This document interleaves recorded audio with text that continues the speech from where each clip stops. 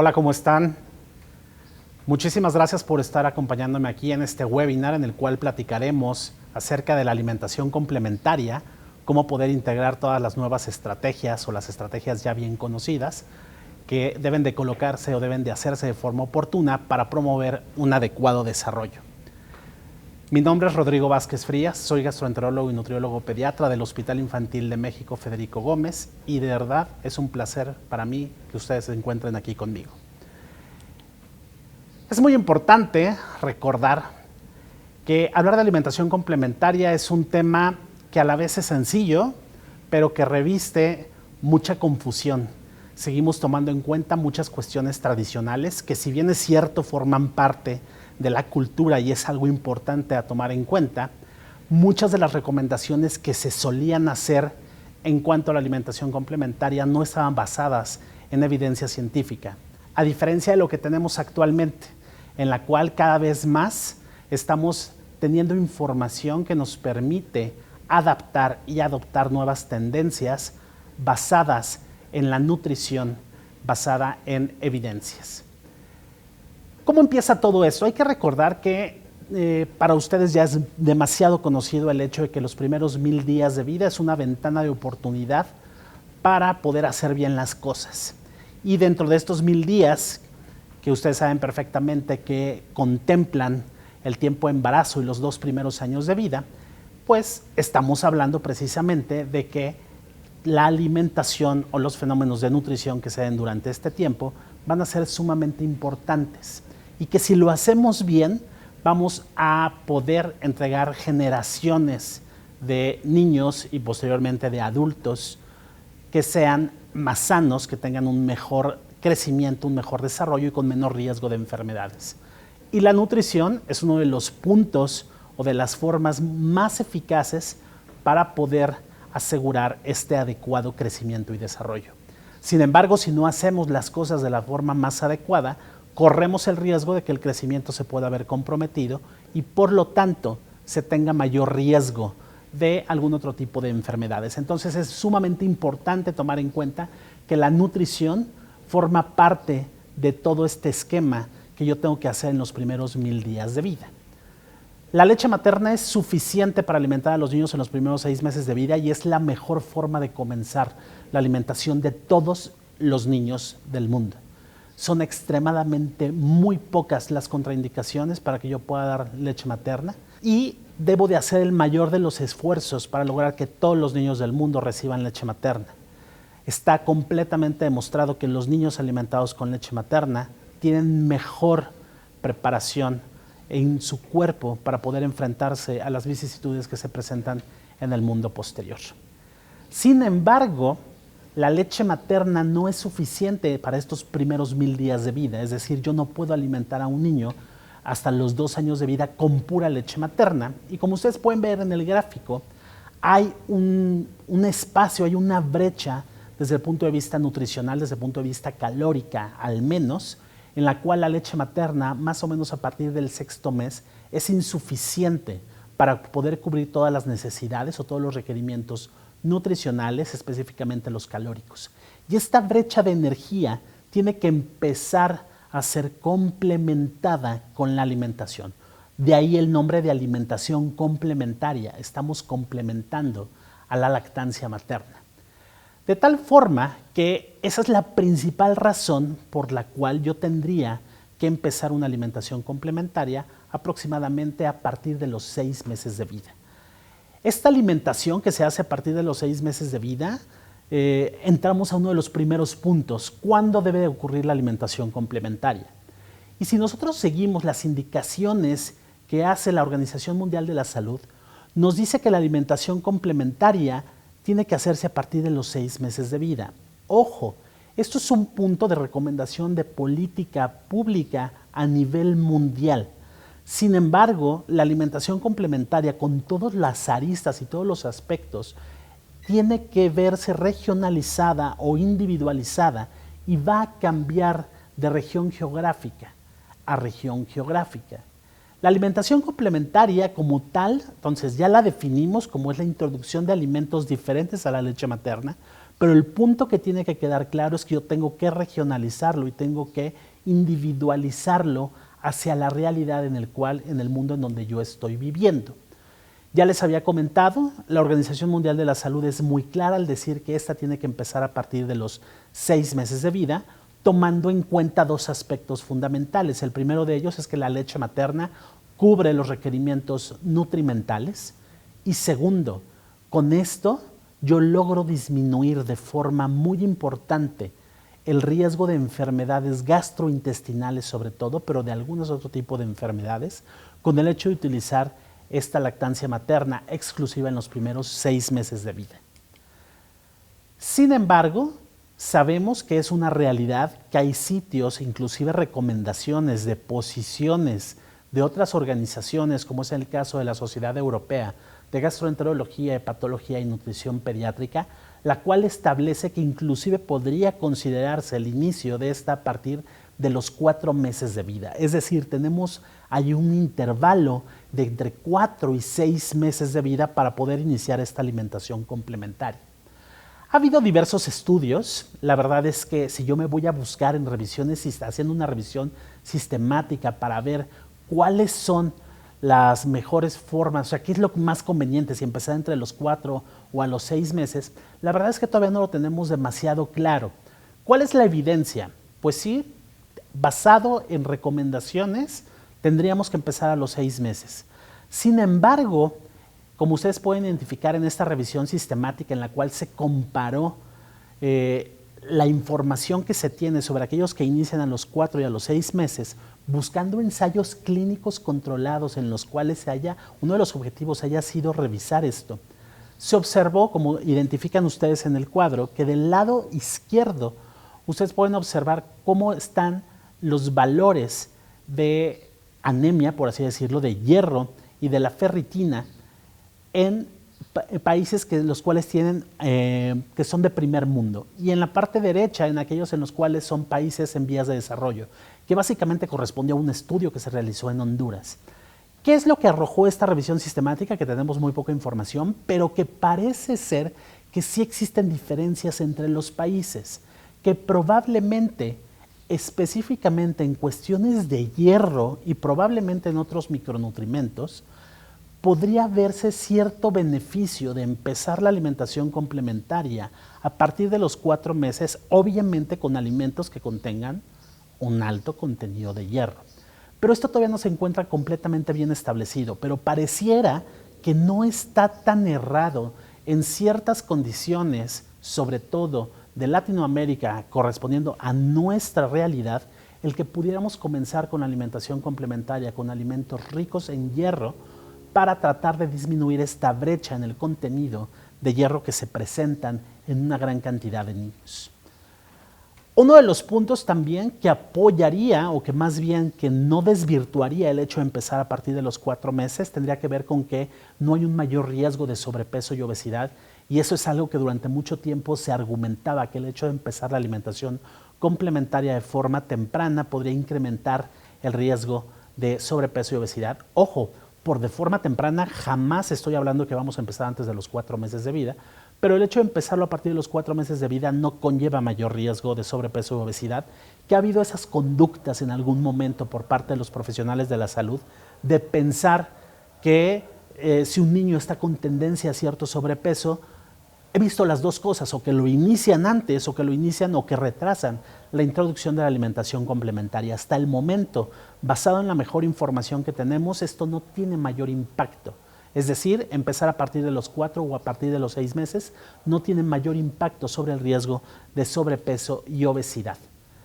Por lo tanto, concluyendo con esta parte de la información, creo que lo más adecuado en un niño que es alimentado con leche materna, el empezar a los 6 meses en una realidad en la cual yo me esté asegurando que no voy a tener deficiencia de micronutrientes, podría considerar el hecho de iniciar la alimentación complementaria a partir de los 6 meses de vida.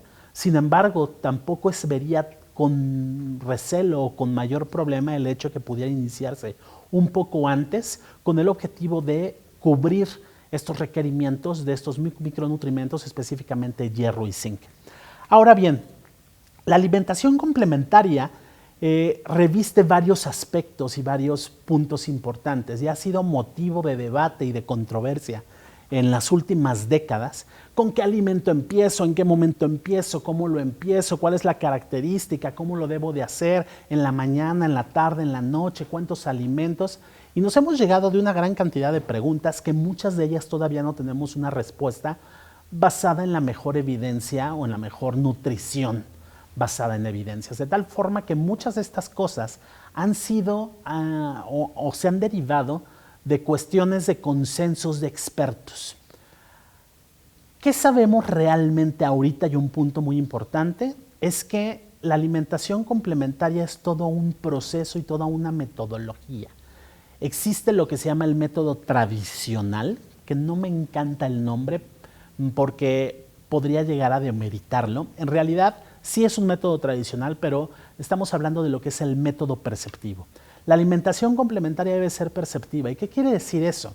Que la mamá, el papá, el cuidador primario tiene que estar atento a las señales que el hijo o la hija le está dando al momento del proceso de alimentación. Que el proceso de alimentación tiene que ser un proceso que tiene que ser completamente relajado. No debemos de estresarnos en la cuestión de la alimentación complementaria. Son momentos de aprendizaje que la misma Organización Mundial de la Salud establece como esta alimentación perceptiva, que tiene que ser un momento de aprendizaje y de amor.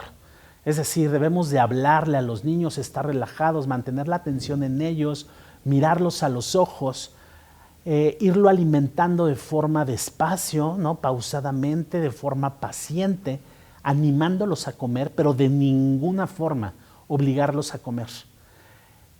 Permitirles experimentar con diversos sabores, texturas, pero sobre todo nunca forzarlos a comer. Eso es una de las mejores recomendaciones que podemos hacer como profesionales de la salud, explicarle a los papás que no tenemos que forzar a los niños a comer porque esto se asocia con mayor riesgo de poder presentar ciertas alteraciones en la alimentación de forma posterior.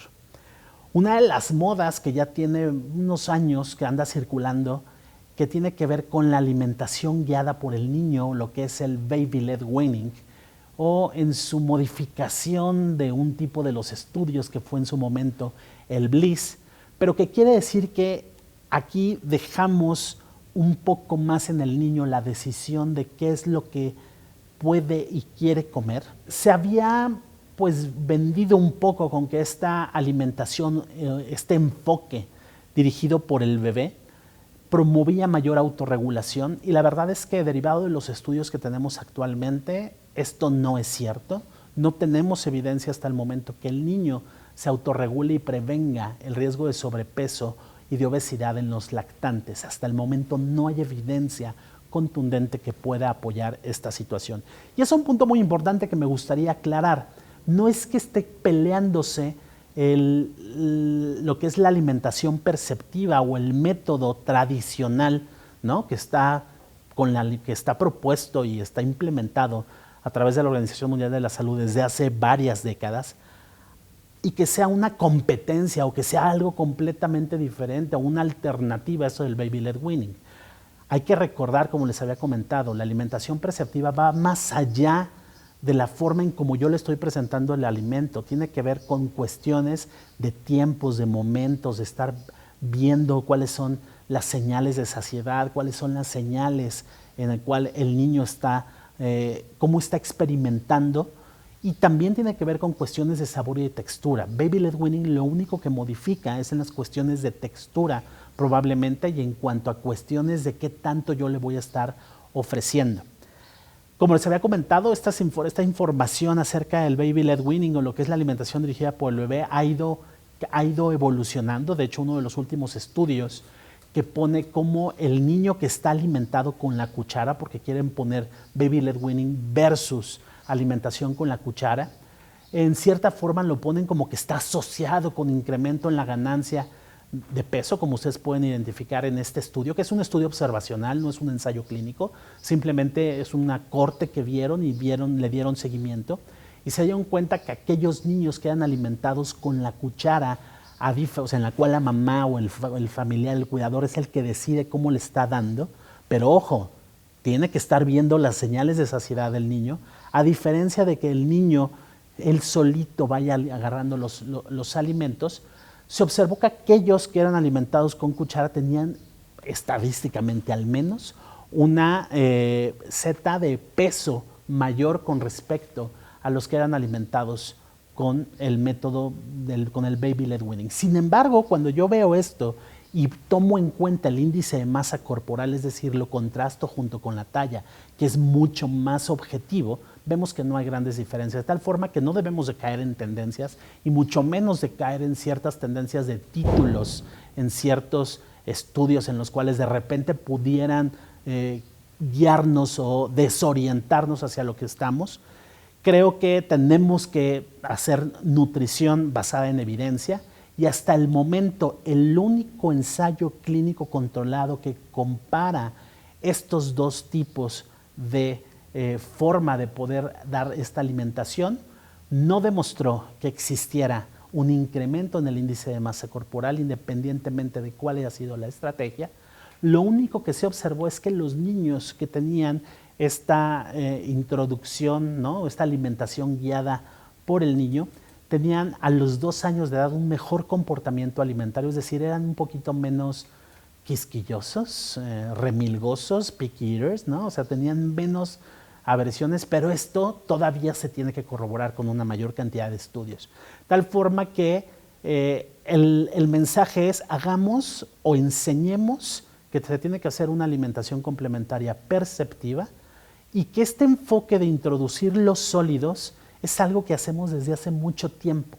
Quizá lo único que hace el baby led weaning es saltarse un poquito la época de papillas en la cual la mamá es la que le va decidiendo qué es lo que le da y incorpora de forma de mucho antes estos sólidos que tienen que ir haciéndose de forma mucho más adecuada. Solamente sí, a lo mejor el consejo es que si alguien, ¿no? Los familiares quieren realizar este tipo de enfoques de baby led weaning, siempre tiene que estar supervisado bajo un profesional de la salud para dar todas las recomendaciones adecuadas de cómo se tiene que hacer este punto. Un punto importante y a lo mejor un buen consejo es dejemos de dar este tipo, porque hay profesionales de la salud que en algunas ocasiones lo han hecho, pero tenemos que enseñarles a las familias que no deben de iniciar con probaditas desde etapa temprana, es decir, antes de los 4 meses, no alimentos diferentes de la leche materna antes de los 4 meses. ¿Por qué? Porque sabemos que una alimentación complementaria de forma muy temprana puede estar asociado con un aumento en el riesgo de manifestaciones alérgicas, específicamente dermatitis atópica. Y en un estudio reciente se demostró que dadas las características fisiológicas de cuestiones de maduración, por así decirlo, de la barrera intestinal, del epitelio intestinal, de las células del sistema inmunológico, biológicamente iniciar alimentación complementaria antes de los 3 meses de vida se puede relacionar con fenómenos de estrés oxidativo, puede ser cierto factor de riesgo para obesidad y desórdenes inmunológicos, y mucho de esto derivado de cambios a nivel de la microbiota intestinal del lactante y de los ácidos grasos de cadena corta asociados que son producidos por esta misma microbiota. Como ustedes pueden ver en este ejemplo de barras de colores, lo que estamos observando del lado izquierdo corresponde a diferencias en la microbiota a nivel de filum entre aquellos que fueron alimentados de forma temprana, es decir, menores de 3 meses, y aquellos que fueron alimentados de forma posterior, a partir de los 4 meses. Y como ustedes pueden identificar, tanto a nivel de filum como a nivel de los ácidos grasos de cadena corta, existe una diferencia que es visible a nivel de la coloración, que lo que nos está traduciendo es que aquellos que inician de forma temprana la alimentación complementaria generan una mayor diversidad y abundancia en la microbiota, que en ese momento no es quizá lo más adecuado, sobre todo en el momento que está ocurriendo un proceso de tolerancia alimentaria, de intercomunicación entre las bacterias y el sistema inmunológico. Sin embargo, todavía faltan más estudios para poder corroborar toda esta información y poderle dar una explicación o tratar de hacer una cuestión mucho más explicativa y entender bien a bien cómo ocurren estos procesos. Otra de las cosas que lamentablemente siguen sucediendo y que se siguen recomendando de forma equivocada es retrasar la introducción de alimentos potencialmente alergénicos. Es decir, eso de seguir retrasando la introducción de huevo, de pescado, de cacahuate y de toda una gran cantidad de alimentos es algo ya anecdótico. Puedo entender porque eso a todos los que nos dedicamos, sobre todo los pediatras, pero todo profesional de la salud que se encarga de ver la nutrición de los niños y que en su momento se nos instruyó que teníamos que retrasar todos estos alimentos, lo incorporamos en nuestro conocimiento como si fuera una verdad absoluta. Siempre digo, pareciera que lo trajéramos tatuado. Pero la verdad es que esas recomendaciones estaban basadas en recomendaciones de expertos, pero no nada en evidencia científica. No había una nutrición basada en evidencia que pudiera apoyar el hecho de retrasar estos alimentos. De tal forma que esto es un mito completo y no existe ninguna evidencia actualmente contundente de que el retraso en la introducción de los alimentos prevenga el riesgo de alergias. Pero no solamente se queda ahí, de hecho hay nueva evidencia que demuestra que introducir de forma tardía, es decir, que retrasar la introducción de alimentos, sobre todo algunos potencialmente alergénicos, sí incrementa el riesgo de alergia. Es decir, contrario a lo que nosotros pensábamos, estábamos haciendo lo opuesto al hacer este tipo de introducción de forma tardía. Tal forma que el mensaje que debe quedar muy claro ya es: no retrasemos la introducción de los alimentos que lamentablemente han sido estigmatizados como que van a causar mayor riesgo de alergia. Obviamente sí existe mayor, son de los alimentos que, si uno se pone a ver, sí son los más alergénicos, pero la incidencia real de estas alergias es mucho más baja cuando se ven los estudios, cuando se corrobora el diagnóstico a través de una prueba de reto oral. Vean cómo existen varios ensayos clínicos controlados actualmente, que son alrededor de 7 los que se encuentran publicados, al menos los que se encuentran publicados, tanto en población de bajo riesgo, de moderado riesgo, como de riesgo alto, es decir, niños verdaderamente alérgicos, en los cuales en diversos estudios se ha demostrado que la introducción de forma adecuada a partir de los 4 o 6 meses de vida, pero no retrasarlo más allá de los 7 a 12 meses de vida, disminuye el riesgo de desarrollo de alergias a estos alimentos. Y esto es particularmente o específicamente, como ustedes pueden ver en esta diapositiva, el estudio EAT, el estudio HIP, el estudio STEP, BEAT, PETIT, STAR y LEAP, como cada uno en este gráfico puede identificar cuáles fueron los alimentos a los cuales se les dio este seguimiento. Quizá uno de los más conocidos es el estudio EAT, que puso varios alimentos o que puso el análisis de varios de estos alimentos y cómo se demostró que al año y a los 3 años de vida se hubo una disminución en el riesgo de alergia alimentaria, sobre todo en huevo y maní. Pero también tenemos en algunos otros de los estudios como huevo y maní o cacahuates son de los alergenos que se ejerció un efecto, por así decirlo, hasta protector de desarrollo de alergia cuando yo introduje estos alimentos a un tiempo adecuado. De tal forma que el mensaje es: no retrasemos la introducción de los alimentos. Por así decirlo, no tenemos que dejar ningún alimento para después del año de vida. Podríamos irnos hasta los extremos de, bueno, pues si en algún lugar comen lagartos, bueno, pues la carne de lagarto la podríamos empezar a partir del momento que nosotros decidimos iniciar la alimentación complementaria. Oye, es que acá se come cuy, bueno, pues el cuy se debería introducir a partir del momento que decidimos iniciar la alimentación complementaria. Oye, ¿en qué momento se tiene que meter la fresa o la frutilla? No hay que retrasar la introducción, podría ser a partir de los 6 meses de vida o en el momento que decidamos que va a ocurrir el inicio de la alimentación complementaria, pero no retrasemos su introducción. Otra de las cosas que también es una pregunta frecuente es si se debe de empezar con verduras y luego con frutas, porque primero a lo mejor el sabor dulce, si no, no deja que después le gusten las verduras. La verdad es que esto no lo tenemos demasiado, o sea, no existe mucha evidencia al respecto.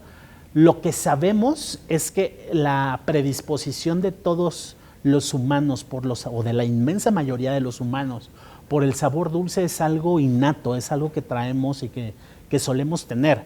Y como algunas de las verduras pueden tener un sabor amargo, y sabemos que el sabor amargo evolutivamente está asociado con cuestiones que potencialmente nos puedan causar daño, es factible que pudiera tenerse cierta aversión. Sin embargo, los estudios que se demuestran actualmente, lo que nos dicen es, tienes que empezar o tienes que alimentar al niño con todo.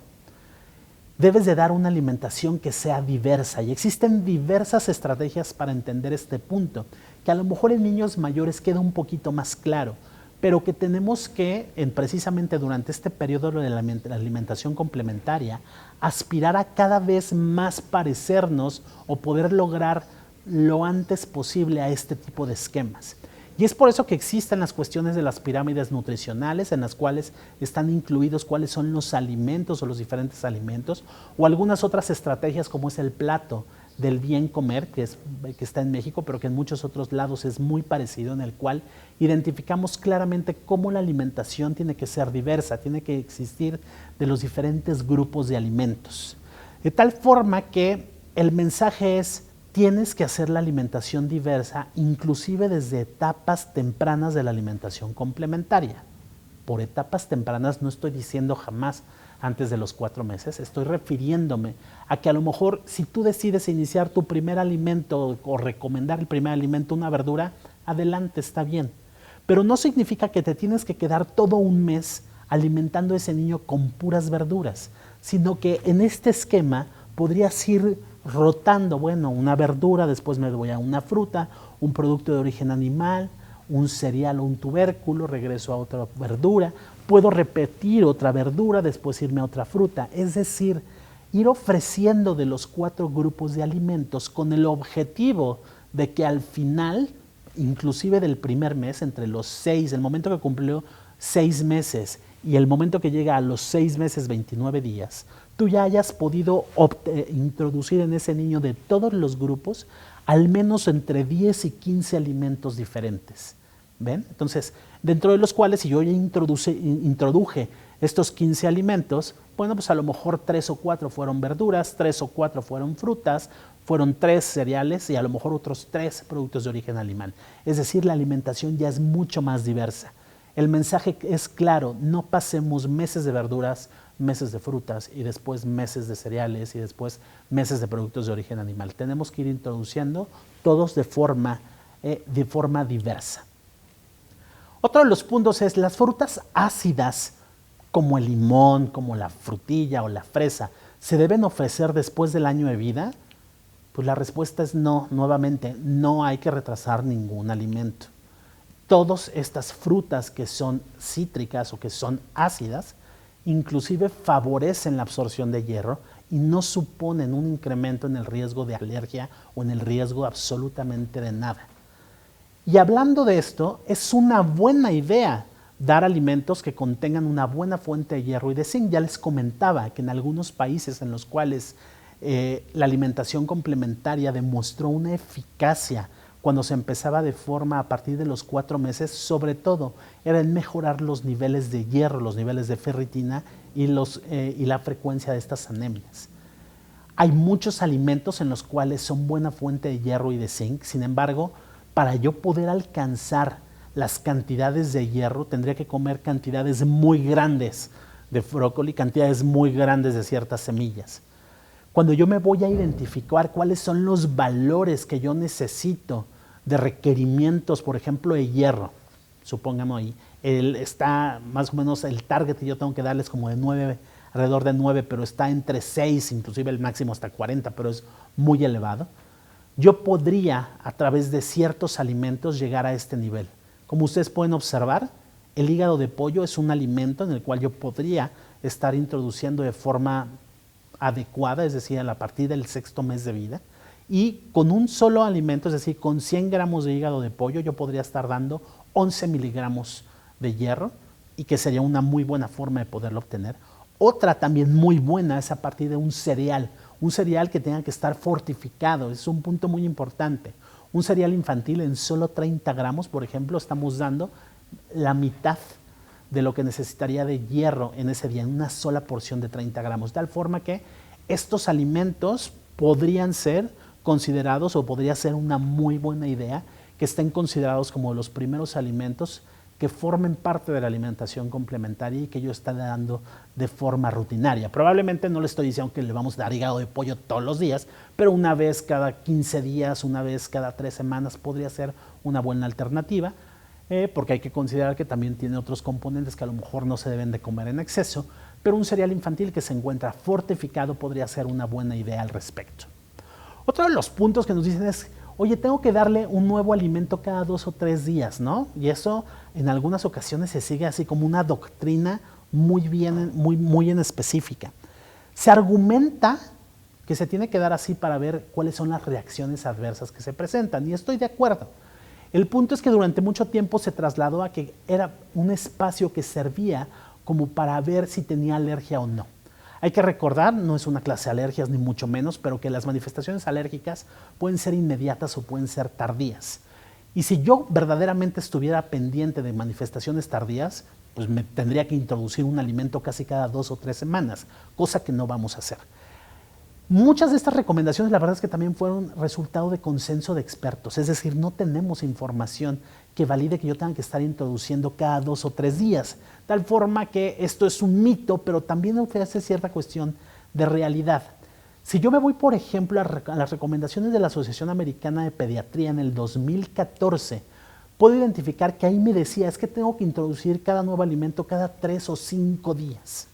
Sin embargo, las cuestiones en la nutrición cambian. Es una de las cosas que más cambia día con día conforme vamos obteniendo mayor información.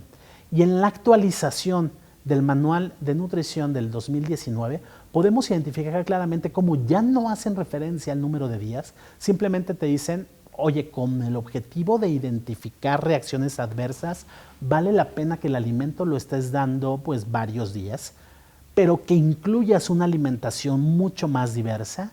Y probablemente la mejor recomendación tendría que ver no tanto con identificar si hay reacciones alérgicas, sino el hecho de estar dando un alimento de forma repetida, al menos unos 2 o 3 días, me podría servir para favorecer su adecuada aceptación.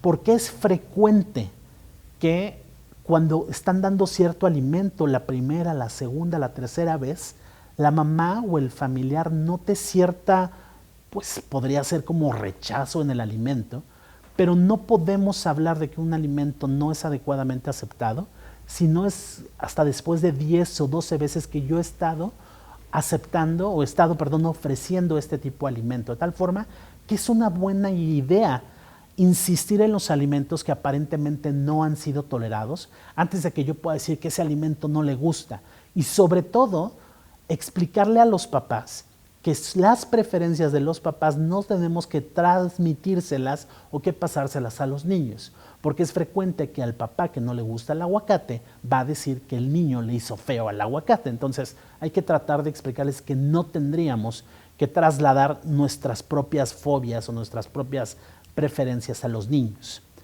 Pero un punto importante es insistir, más no obligar. Si yo obligo a que un niño esté comiendo y no me estoy dando cuenta perceptivamente de lo que me está traduciendo, voy a llevar a generar mayor aversión. Y por lo tanto, obligar a un niño puede generar mayor aversión a esos alimentos, ya que se generen otras complicaciones. Entonces, insistir es simplemente la exposición repetida, el que tenga la posibilidad, que tenga el alimento ahí enfrente. Esta exposición repetida puede llevar a que la versión inicial de los alimentos se rompa esta resistencia y por lo tanto yo pueda tener un mejor resultado en estas cuestiones. Por lo tanto, si doy una vez, si doy otra vez y si doy otra vez, es factible que el niño pueda llegar a tener esta incorporación del alimento. Se sabe que debo de hacer esto sobre todo en cuestiones de verduras, porque si yo tengo alto consumo de verduras en la etapa de la alimentación complementaria, va a ser muy probable que ese sea un niño y posteriormente un adulto que consuma verduras. Y este estudio menciona y corrobora esta información en la cual, en el gráfico que ustedes pueden identificar, en el eje de las X está puesto la frecuencia de consumo de los vegetales a los 6 meses, en bajo, en medio y en alto. Y aquellos niños que a los 6 meses tenían una alta frecuencia de consumo de vegetales, se demostró que a los 7 años coincidía con un mayor consumo de alimentos, de verduras en este grupo. De tal forma que lo que podemos identificar es que la introducción de forma temprana, nunca antes de los 4 meses, pero como uno de los alimentos que más frecuentemente se estén proporcionando, correlaciona con una mejor ingesta de las verduras a los 7 años. Pero ojo, tiene que ver tiempo de exposición, pero también el método en cómo lo estemos haciendo, y la mejor forma de hacerlo es a través de una alimentación perceptiva. Puntos importantes y que esos habitualmente no generan mayor conflicto es no agregar sal, no agregar azúcar a las comidas.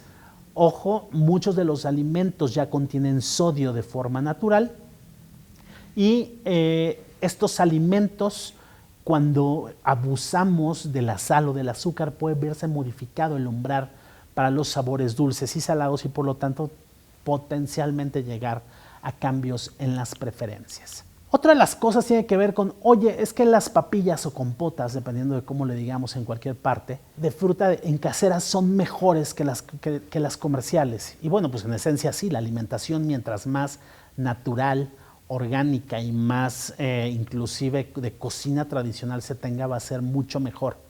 Sin embargo, ojo, hay ciertas cuestiones que no son tan del todo ciertas. Si bien es cierto, yo como profesional de la salud tengo que recomendar que la alimentación tiene que ser lo más natural posible, que inclusive es mucho más factible y mucho más barato realizar este tipo de alimentos en casa. Es muy importante que yo tenga que expresar y que tenga que saber como profesional de salud ciertas cuestiones desde el punto de vista culinario, saber cuánto tiempo se tienen que dejar cociendo los alimentos, ¿no? Puntos de cocción, saber cómo tienen que ser la combinación de ciertas cuestiones para poder favorecer desde el punto de vista nutrimental la absorción, etcétera. Tal forma que va más allá nada más de recomendar, pues sí, tiene que hacerlo, las comidas tienen que ser las papillas en casa. Tenemos inclusive que tratar de experimentar nosotros en casa haciendo estas papillas o haciendo estas compotas para compararlo. Sabemos que los niños que son alimentados con papillas caseras tienen una mayor diversidad en la dieta y que ésta permanece en el tiempo subsecuente. Y esto tiene una razón muy lógica. Yo tengo mayores probabilidades de obtener diversos alimentos en casa, a diferencia de los preparados de forma comercial. Sin embargo, ojo, en uno de los estudios que ya no tan reciente, hace 3 o 4 años, que salió publicado en el International Journal of Obesity, demostró cómo de forma general, en promedio, las papillas caseras o las comidas caseras tienden a tener mayor aporte energético cuando se comparan con su equivalente desde el punto de vista de una compota comercial. Esto no quiere decir que tengamos que comer compotas comerciales, sino que, ojo, al momento de estar preparando estas papillas comerciales y la forma en como nosotros como profesionales de salud tenemos que recomendar que se tengan que hacer estas papillas cuidando no exceder el aporte calórico que se tiene. Si bien es cierto, también se demostró a través de este tipo de estudios que, por ejemplo, los niños alimentados con papillas comerciales tenían mayor variedad de verduras por comida cuando se comparaban en aquellos que eran alimentados con papillas de forma casera, y que se corroboraba lo que se había identificado en otros estudios, que normalmente las papillas caseras tienen un mayor aporte energético y mucho de esto está a expensas de las grasas. Entonces, La recomendación es, ojo, cuando estemos recomendando las papillas desde el punto de vista casero, no solamente es decirle a los papás, pues aliméntalo con papillas y punto, sino que tiene que ir un poquito más allá. Tenemos que tomarnos el tiempo de explicar cómo tienen que ser los tiempos de cocción, cómo tiene que ser la frecuencia de la elaboración, cuánto tiempo nos duran estas papillas, cómo se tendrían que hacer, cómo se tendrían que mezclar, etcétera, con el objetivo de no caer en el punto de hacer papillas hipercalóricas y sobre todo que tengan mayor contenido de grasa. Otra de las preguntas frecuentes que tienen que ver con el periodo de alimentación complementaria y sobre todo a la luz de las nuevas tendencias en alimentación, modas por así decirlo, tienen que ver con el uso de las bebidas vegetales. Existe la idea de que las bebidas vegetales son más saludables, por ejemplo, que su contraparte, que son de la proteína, que son de la leche de vaca. La verdad es que no son más saludables. Son completamente respetables si alguien decide no consumir productos de origen animal y quiere consumir bebidas vegetales, está perfectamente bien, sin mayor problema. Ojo, solamente no piensen que son nutrimentalmente equivalentes, quizá soya sería una de las que podrían alejarse un poquito de esto porque la proteína de la soya sí es altamente nutrimental, pero todo el resto de las bebidas vegetales, sobre todo bebidas de almendras, de alpiste y de una gran cantidad de otras cosas, no cumplen con los requerimientos nutrimentales, es decir, no son un símil de un alimento sustituto de la leche de vaca. No se necesitan en la alimentación complementaria y en general, en la inmensa mayoría de las guías internacionales se desaconseja su uso como sustituto. Y esto es porque pueden, lo mismo que las sopas, ¿no? Que los líquidos, pueden desplazar la introducción o el alimento de compuestos o de alimentos nutritivos y por lo tanto condicionar cierta desnutrición o malnutrición. Un punto importante que debe quedar claro y que se le debe de explicar a los familiares es que a partir del año de vida el apetito de los niños disminuye. Y esto es muy frecuente porque los papás tienden a sobrealimentar a los niños porque como el ritmo de alimentación a partir del año de edad, como se puede ver en el gráfico, disminuye a partir del año de edad de forma importante, el papá se empieza a preocupar y entonces es una de las cosas que hace que esté ofreciendo mucha mayor cantidad de alimento, que se preocupe. Un consejo es adelantarnos a esta situación, expresarlo unos 2 o 3 meses antes del año de edad, explicarles que en las cuestiones de alimentación complementaria el niño va a ir bajando el apetito que va a tener en general y que inclusive va a haber ocasiones en que si el niño comió bastante bien, la correspondiente parte líquida, la leche o el alimento, el líquido que esté consumiendo, a lo mejor no lo va a consumir de forma habitual y en algunos tiempos de comida ni siquiera lo va a querer. Explicarles que esto es algo completamente normal, que su apetito inclusive se vuelve muy variable, que hay días muy buenos, hay días muy malos, es decir, buenos y malos en el aspecto para los papás, ¿no? En que no come bien o no come la cantidad que para ellos pudiera representar esto, ¿no? Obviamente se tiene que corroborar un adecuado crecimiento, ¿no? Con parámetros antropométricos, pero adelantarnos a esta cuestión y explicarles a los papás de estas cuestiones sin que esto nos genere o que les vaya a generar mayor conflicto al respecto. Otra de las cosas que sí he oído y que se menciona mucho tiempo y que también teníamos muy tatuado es que el niño debe de integrarse a la dieta familiar al año de vida. Ojo, esto no es así. El tiempo de la alimentación complementaria va desde los 6 meses hasta los 2 años de vida. Dejemos de correr y dejemos de presionar a los niños de que ya deben de comer ciertos alimentos, ¿no? A partir del año de vida. No, tenemos una etapa de entre los 6 meses, ¿no? O el tiempo en que decidamos iniciar la alimentación complementaria y los 2 años de vida, es decir, los primeros 1000 días de vida, para entregar a un niño con mejores hábitos de alimentación para que sea un niño, un adolescente y posteriormente un adulto que tenga mejores hábitos de alimentación. De tal forma que si se dan cuenta, integrando todos estos nuevos conceptos o manteniendo algunos que sí tienen validez y que soportaron el paso de esta nutrición basada en evidencias, podemos engendrar o podemos hacer que un niño tenga una mucho mejor alimentación, que si lo hacemos bien en estos primeros 1000 días de vida, tomando en cuenta la leche materna y la alimentación complementaria de forma diversa y sin caer en mitos irracionales, haciendo que la alimentación complementaria sea perceptiva, sea diversa, no retrasando la introducción de alimentos potencialmente alergénicos y quitar el estigma sobre muchos de estos alimentos, podemos ayudar a generar mejores niños con mejores o con menores riesgos desde el punto de vista nutrimental y por lo tanto entregar mejores generaciones de ciudadanos. Me gusta terminar siempre una plática y en estas cuestiones, sobre todo en alimentación complementaria, con una de las frases de uno de los grandes. Un error no se convierte en verdad solo por el hecho de que todo el mundo crea en él, y esto es muy frecuente. El pensar que introducir la fresa o la frutilla a los 6 meses iba a considerar incrementar el riesgo de alergia, todo mundo en su momento lo creímos.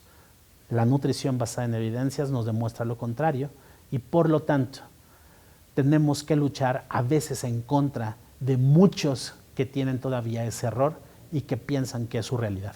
Los invito a que me manden preguntas y las iremos respondiendo en la medida en que estas vayan llegando. Déjennos sus comentarios y de verdad espero que esto les haya ayudado. A lo mejor para muchos no les dije nada nuevo, pero para otros les haya dejado al menos el gusanito de querer buscar mayor nutrición, mayor evidencia al respecto de esta, ¿no? Corroborar la información que se les está transmitiendo, pero que cambiemos nuestro paradigma y que sepamos abrirnos a las cuestiones de la nutrición. Muchísimas gracias.